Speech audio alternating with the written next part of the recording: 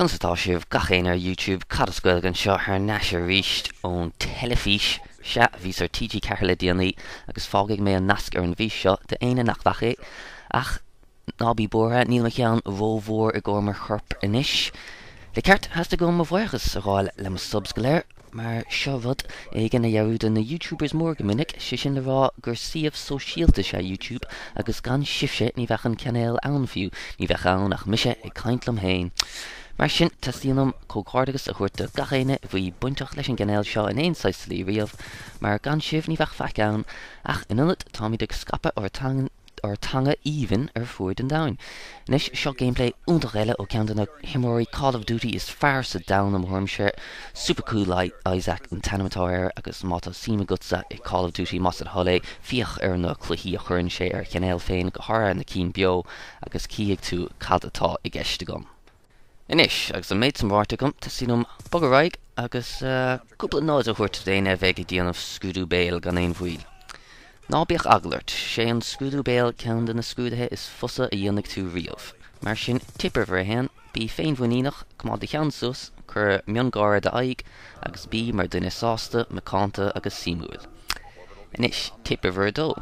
Ná tosnig a gach abert le fucail ladránach ar nós tá mé, nó níl mé, tá tú níos fearras fucail áirithe bhainteach go féidir leat a úsáid chun do abertí a cheangail chéile a chumig gail an bhrá mar hampla, fucail ar nós, well, ar mo thuirmse, nó baiste is dócha, nó ar nóig, nó gandát, nó tá sé sa léir, tá sé do léir, tá sé sa eice, tá sé do eice, nó de bhar, nó de jasca.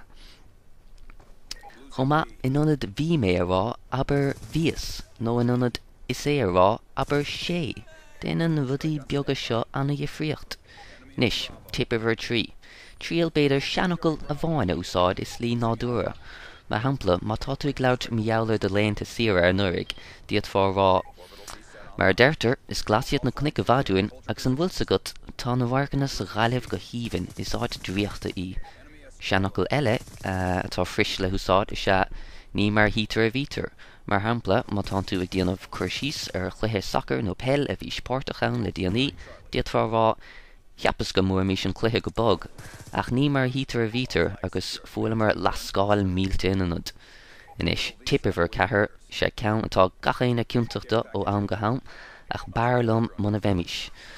Ná úsáid focail bíorla más féidir leat, go hára tá me caint faoin focail like agus so. Déan de dhíhil ganiad úsáid agus inionad tóg de chuid ama agus tú ag smaoinmh ma dheall ar de abert. Ní tanga sin blí í an ghailinn agus tuigeann an scúdathirí seo. Inis, tip iver a cuaig, bí brodúlas de hanga agus buin tanavas, tá tú ó labhart ar feag de héil ar fad nach mór, mar sin lig de cí agus úsáid de hanga slí go meach fiú pegs séirs brodúil asot. Leis an méid sin bhaite níl feic eile le rá a gom ach go nairí leat daine a bheith ag díanamh an scúdú ach mar dúirt scúdú friste sé agus ní bheith tú ach ag caint agus ní bheith dechar sin fadó ní bheimís ag díanamh marrán in éair seachas a bheith caint an tamar fad mar sin buint anamhas a bheith ábalta sí síos agus chorá bheith gut le den éigen seachas a bheith ag fiochantar de iPhone an tamar fad. Gurf má goibh go léir as éistecht agus má tá tú fós an seo má siad thola fág like mar caríonn sé linn an cnéile ás agus an ghailinn a scapa ar fuair den dain. Slán go fáil.